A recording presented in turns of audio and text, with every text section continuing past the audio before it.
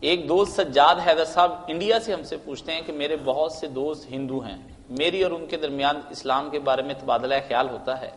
اس نے ایک سوال کیا ہے، اس نے کہا ہے کہ میں آج تک جتنی تہذیبیں بھی دریافت ہوئی ہیں، چاہے وہ موہنجو داڑو کی ہو یا کسی اور جگہ کی، اس سب کے اندر سے یہی پتہ چلتا ہے کہ انسان زمانہ قدیم سے مشرک تھا۔ ٹھیک ہے، تہذیب بالکل ایسی نہیں تھی کہ جس میں محض پن پایا جاتا ہو۔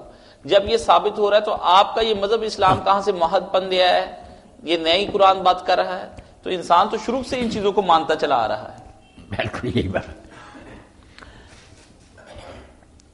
سجاد میرے بھائی، وہ ہمارے ہندو بھائی جو ہیں نا، ان کی یہ بات جو کچھ انہوں نے دیکھا کہ جو خدائیاں ہوتی ہیں بہت ہی نکلتے ہیں، لوگ پوچھتے ہیں، اس کی وجہ سے وہ کہہ رہے ہیں، مگر یہ کہ شروع سے انسان پوچھتا تھا، شروع سے ان کے پاس کوئی ثبوت نہیں۔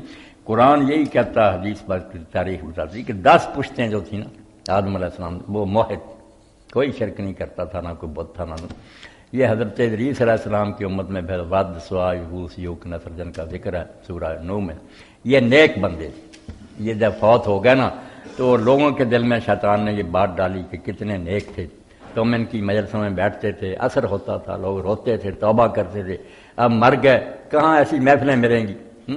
تم یہ کرو کہ یہاں ان کی تصویر بنا لو، مورتیاں ان کے پاس بیٹھا کرو، سمجھ لو کہ جیسے زندہ تھے۔ ہم ان بزرگوں کی پہلے اتنا ہی کیا، پوجا نہیں، تصویریں بنا کر رکھ لی۔ مگر وہ پھر دوسری نسل آئی، وہ پھول ان پر ڈالنے لگی، خوشبوئیں چھڑکنے لگی۔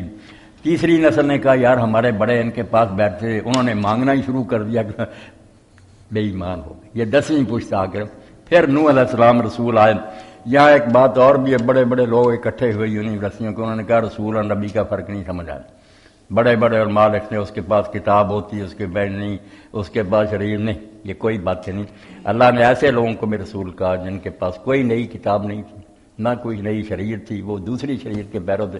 جیسے اسماعیل علیہ السلام کے لیے کہا رسول النبی، حالانکہ وہ ابراہیم علیہ السلام اپنے باپ کی شریعت پہ تو نہیں۔ رسول اور نبی میں اصل فرق یہ ہے کہ نوح علیہ السلام سے پہلے نبی آئے، اس وقت لوگ مسلمان تھے، موحد تھے، مگر غلط کام کرنے لگے، کوئی زنا شراب وغیرہ۔ غلط امت کو ٹھیک کرنے کے لیے جو آتے ہیں نبی، وہ آسان کام ہے۔ ایک ہے کہ کچھ امتیں پھر دین کی بنیادوں کی منکر ہو جاتی ہیں، قیامت کے منکر ہو گئے، کوئی توحید کے منکر ہو، ان کو ٹھیک کرنے کے لیے جو آتے ہیں ان کا کام بڑا مشکل کا، کہ ان کو دوبارہ دین، یہ رسول کہلاتے ہیں۔ اس لیے مشرکین کفار کی طرف پہلا رسول جو ہے نا نوح ہی آیا، مشرک ہو گئے، پہلے موحد ہی تھے لوگ۔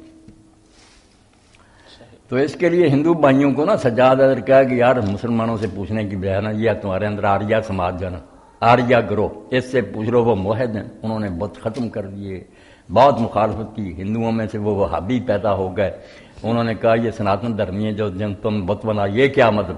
انہوں نے بڑی تفصیل سے خود نا دیانند جو سرسوتی تھے عالم، انہوں نے پھر ویدوں کا آپ ترجمہ کیا سنسکرت سے کہ اس میں کوئی لفظ نہیں شرک کا، یہ تم نے جعلی پنڈتوں نے ترجمے کیا، اور بت پرستی ختم کر کے نا پکے موحد ہو گئے۔ ان کی کتابیں پڑھیں، پتہ چلے گا کہ وہ خود بتاتے ہیں کہ ہندوازم بھی موحد مذہب تھا، بعد میں یہ مشرک ہوئے۔